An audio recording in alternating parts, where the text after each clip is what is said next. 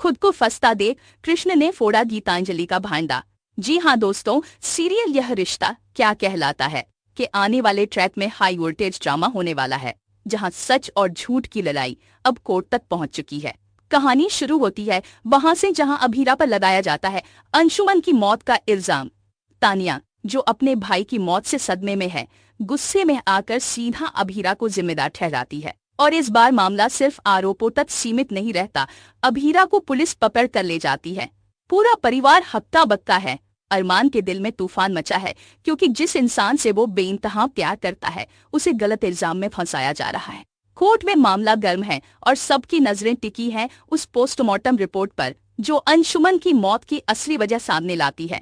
Report में साफ तौर पर लिखा होता है कि अंशुमन को ऐसी कोई दवाई दी गई थी जो उसे नहीं दी जानी चाहिए थी, लेकिन एक बहुत बड़ी लापरवाही जिसने उसकी जान ले ली। अब शक की सुई घूमती है और तानिया एक बार फिर चिल्लाकर कहती है कि ये सब कुछ अभीरा ने किया ताकि वो अंशुमन को रास्ते से हटाकर अरमान से फिर से रिश्ता जोड़ सके। लेकिन कहानी यही नहीं रुकती। असली ट्विस्ट तब आता है जब क्यारा सामने आती है और कहती है कि शायद दवाइयां गलती से एक्सचेंज हो गई थी, लेकिन यह महज एक एक्सीडेंट नहीं था, यह एक सोची समझी साजिश थी। अरमान खुद जांच में जुट जाता है, वो एक एक क्लू को जोड़ता है और उसे जो सच्चाई मिलती है वो चौंका देने वाली होती है। उसे पता चलता है कि यह सब किसी और का नहीं, खुद कृष का किया धरा है। कृष ने जानबूझकर दवाइयां बदल दी थी और इसी वजह से अंशुमन की तबीयत बिगड़ गई। यह एक्सीडेंट नहीं, एक साजिश थी। कोर्ट में अरमान सारे केस को खोल कर रख देता है। अब कृष खुद अपने ही बिछाए जाल में फंस चुका है। कोर्ट में जैसे ही जज साहब अपना फैसला सुनाने वाले होते हैं, कृष एकदम खड़ा हो जाता है और करता है एक चौंकाने वाला खुलासा।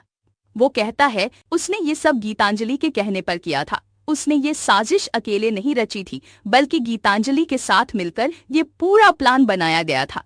और यहीं से शुरू होता है कहानी का सबसे धमाकेदार हिस्सा। फ्लैशबैक में दिखाया जाएगा कि कैसे गीतांजलि ने अरमान और अभीरा के प्यार को खत्म करने की ठान ली थी और माहिरा को हमेशा के लिए अभीरा से छीनने की घटिया चाल थी।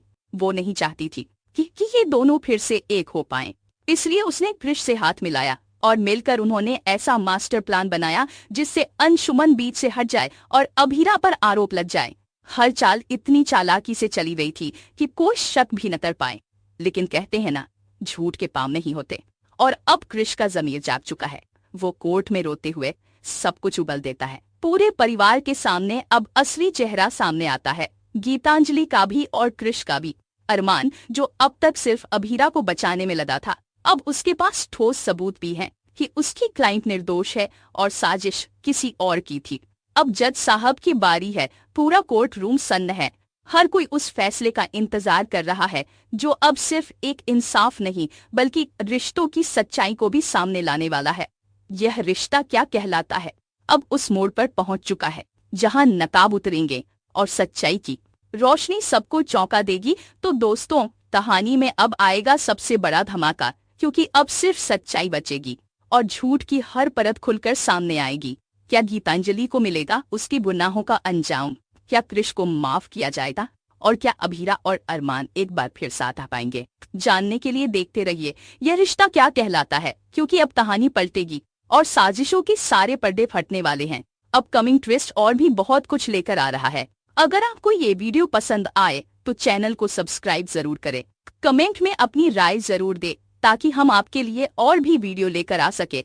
तो बने रहे हमारे साथ, नया ट्रैक कहानी को पूरी तरह से बदल कर रख देगा। धन्यवाद।